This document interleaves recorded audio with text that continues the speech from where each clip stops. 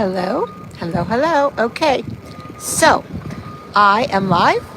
I'm right in front of my latest closing, right here on President Street.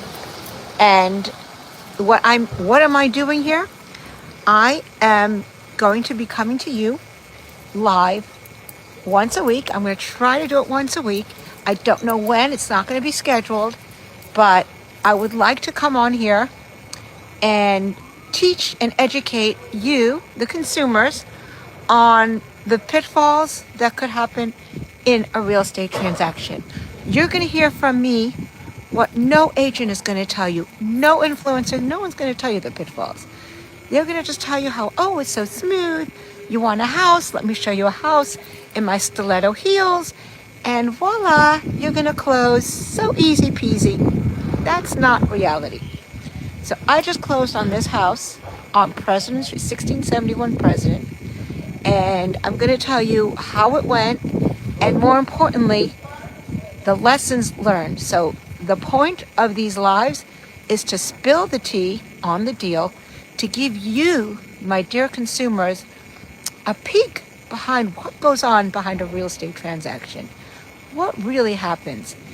And from every deal, there's always lessons. Every single deal, a lesson can be learned, at least one, if not two or three. And I'm here to share that knowledge with you so you are better informed. And when you're better informed, your deal, your next deal, your whatever it is that you plan on selling or purchasing, that will be so much smoother. So you're going to learn from mistakes that happened in every deal. And some of those mistakes were mine. And that's fine. We're all human. And life is a learning curve. There isn't a day that goes by that I don't learn something new. And I'm not too proud to admit. But let me introduce myself for those new on my channel. My name is Margola. I'm a Brooklyn real estate broker. And I know most everybody in my neighborhood. I'm in the Crown Heights section of Brooklyn. I know my neighbors. I know most of the people, and they know me. I just knocked on someone's door, and she said, oh, I know your face. How? Because I try to reach as many of the residents in my community, in my neighborhood as possible. By postcards, by mailers, door knocking, and sometimes phone calls. So I like to get my message across by land, plane, and sea.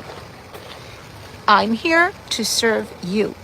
So if there's a question that you have, or if I'm saying it's giving a term that you don't understand, and that's very possible, just DM me. Well, this is live, so if you're here live, you can go ahead and ask. That's the point of lives.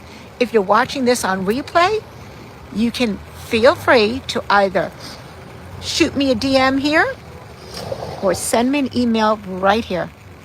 I answer all my emails and DMs. And don't think that your issue or concern or question is too trivial, because no question is too trivial in the world of residential real estate.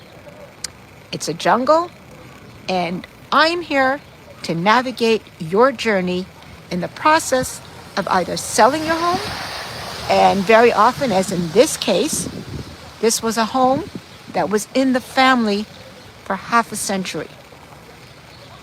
Or in the case of purchasing a home, I'm here to help you do either.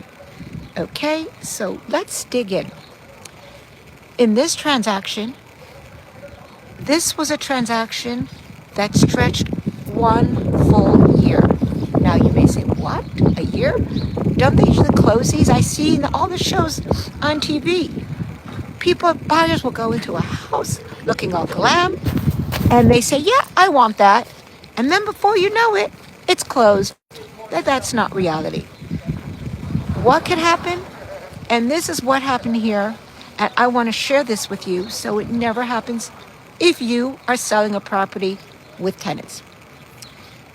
The first thing I asked the sellers, these are the inheritors, this is an estate, so these are the beneficiaries, the beneficiaries. And the first question I asked Any seller on any property, is your property delivered vacant? Will it be delivered vacant? Is it occupied? And in this case, the beneficiaries, the executrix actually said to me, sure, Margola, we do have tenants, but no worries, they're going to leave. No, not a problem, not an issue. Now, what should have happened is that executrix, that person, should have had a conversation with the tenants, and the fault is on me, the onus is on me because I'm the agent, and I took her word as Bible. It's truth. If she's telling me they're going to leave, then I believe they're going to leave. And that is how I position the property for sale, that the buyer will get a vacant property. And that is what I said. And what happened was I did get a great price, a great offer, actually an offer $200,000 higher than the other properties on this block, than the last one actually that sold. The same footprint, everything the same. It sold for $200,000 less, and I got them their price. But there was a problem. After we went into contract, it was very clearly, very soon evident that the tenants, at least one of them, there were two, had no intention of leaving. None whatsoever. Now, this isn't the fault of the executrix, because how would she know? She must have had a conversation with them, and they had alluded to, yeah, no worries, we're going to pack up, we're going to Florida, we have a place in Florida. But in reality, she had no intention of leaving. Why should she? She's got it good here. And the laws in New York City, I don't know about where you are in the country or in the world, and in every state, every city, the laws for tenants are different, but here in New York City, the law is always on the side of the tenants. So if you're selling a property and it's occupied, even if you have an amazing relationship, even if the tenant swore up and down, no worries, as soon as you're ready to sell, just let me know, give me a heads up. It doesn't work like that. I have never seen a tenant just walk out on a dime when the landlord told them we are selling. That just doesn't happen. So a good rule of thumb is to have a conversation, a deep dive, and even go one step further, not just have a conversation. Again, I take responsibility because when the executrix told me it will be delivered vacant, I didn't question her because I've never had such a scenario. Usually what happens is if the tenants end up not leaving and we're in an executed contract and the contract states that the property will be delivered vacant, then the buyer can get his money back. We'll give him back the deposit, no problem, no questions asked. And that's what we were going to do on this deal. As soon as it became evident that this one particular tenant was not going, the seller's attorney immediately emailed the buyer's attorney and said, let us know where to wire your money. We're going to wire it back. We can't deliver it vacant. But unfortunately, or fortunately, however you want to look at it, this particular buyer, he said, no, I want the deal. I want this house. I'm not giving up the contract.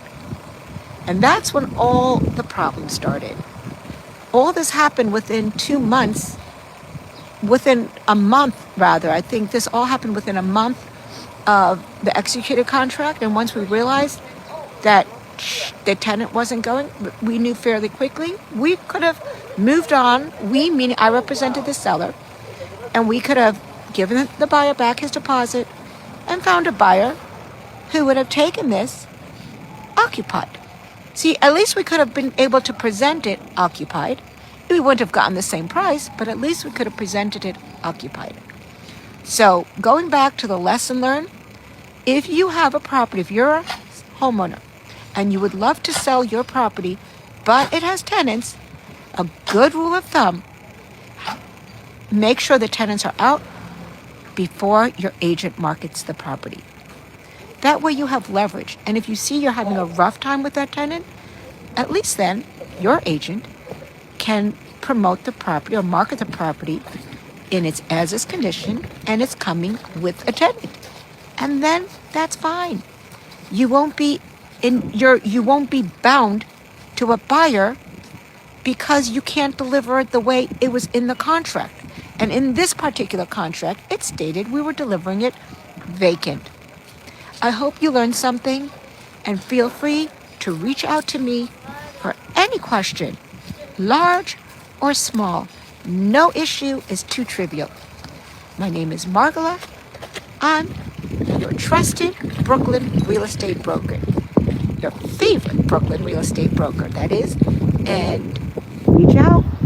I'm here to serve you.